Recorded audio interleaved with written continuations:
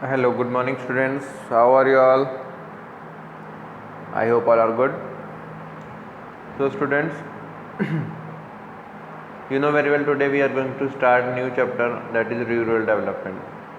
In this chapter we will study challenges of rural development, what is rural development, okay, what are the lingering challenges of rural development as well as emerging challenges of rural development.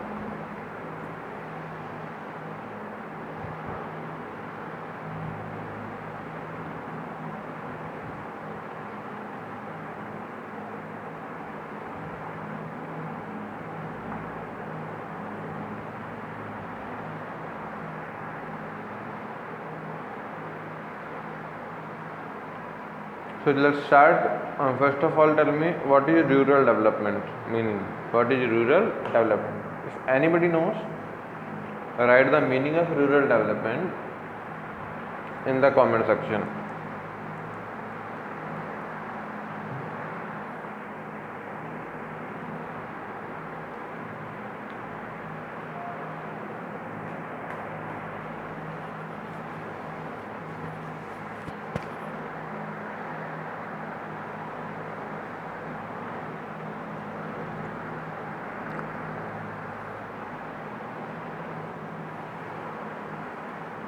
See beta, rural development means an action plan for the social and economic growth of rural areas.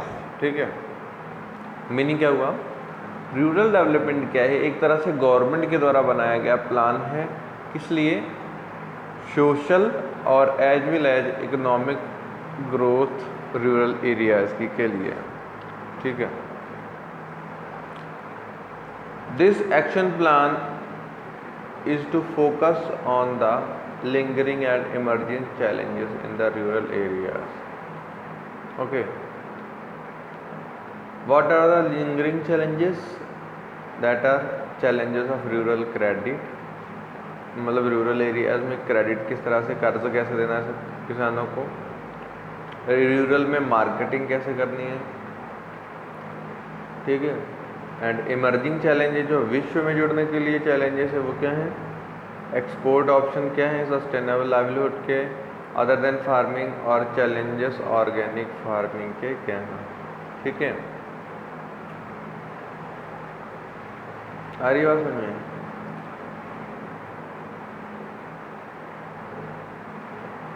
Now the point is coming, there are certain lingering and, ठीक है. लिंजरिंग का मतलब है बेटा कि जो गांव से रिलेटेड है, आपका क्रेडिट फैसिलिटी है, रूरल में मार्केटिंग है, उसको किस तरह से आपको मैनेज करना है, वो होता है लिंजरिंग.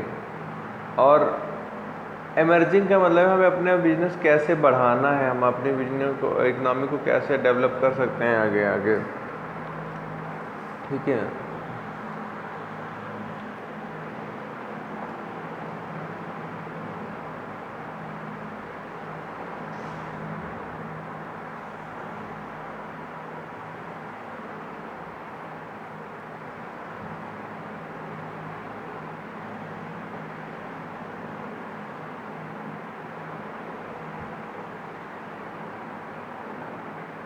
It needs to be noted that these four challenges are the core elements of action plan of rural development.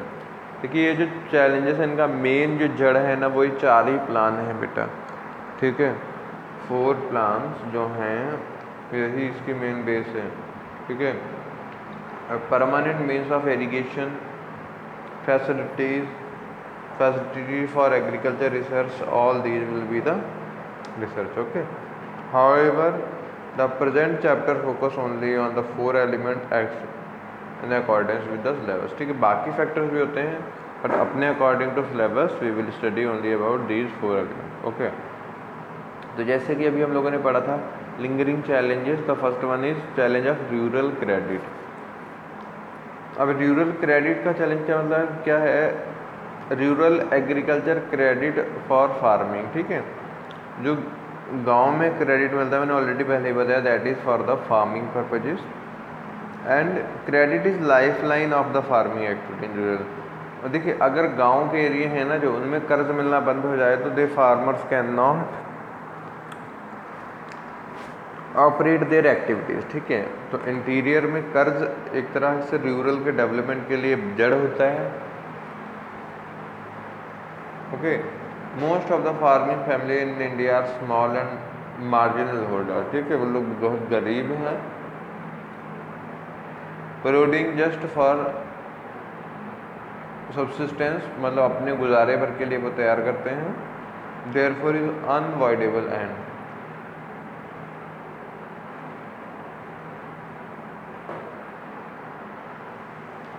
Next is gestation lag between sowing and harvesting of crop is quite long।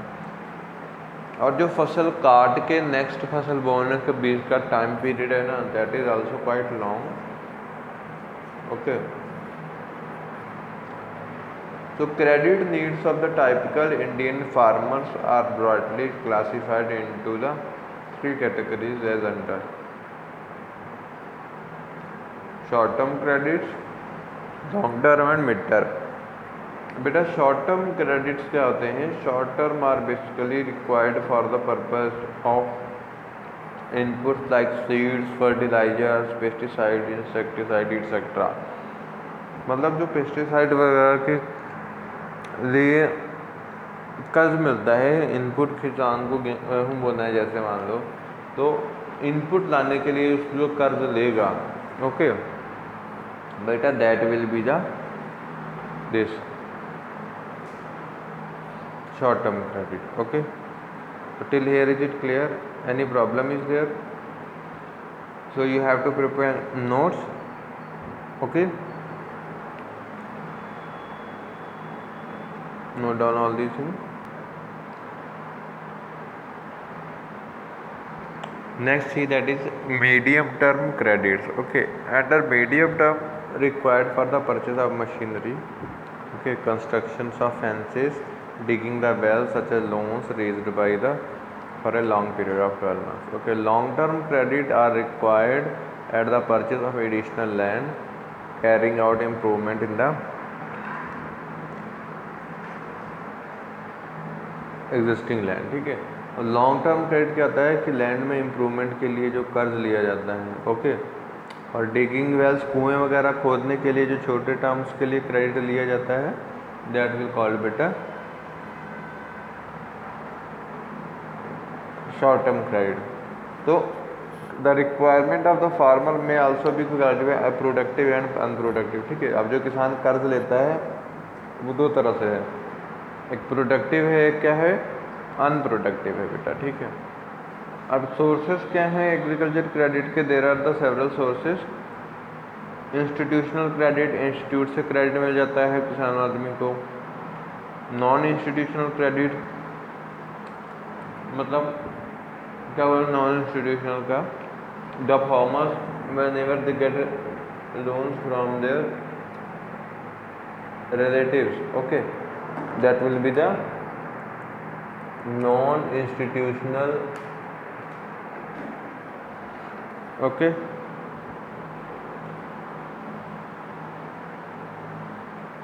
Traditionally most credit needs of the farmers were met these sources। non-institutional sources accounted for 93% of total borrowing, ठीक है। और जो भी किसान के पास borrowing होती है, about that 93% they borrow from the non institutional, ठीक है। जैसे कोई भी है तो मोस्टली वो अपने आसपास में जो भी ज्वेलर होगा, from there they can take loan, ठीक है, वो वहाँ से ले लेंगे as place of bank, bank से ना ले करके, ठीक है। तो ये चीज़ क्लियर हो गई। Any problem? अब जो भी फर्स्ट 5 ईयर प्लान था उसमें जो टोटल बोरिंग थी वो इंस्टीट्यूशनल नहीं थी, और 93% वहाँ पे बोरिंग क्या थी, that was from the outsiders, okay.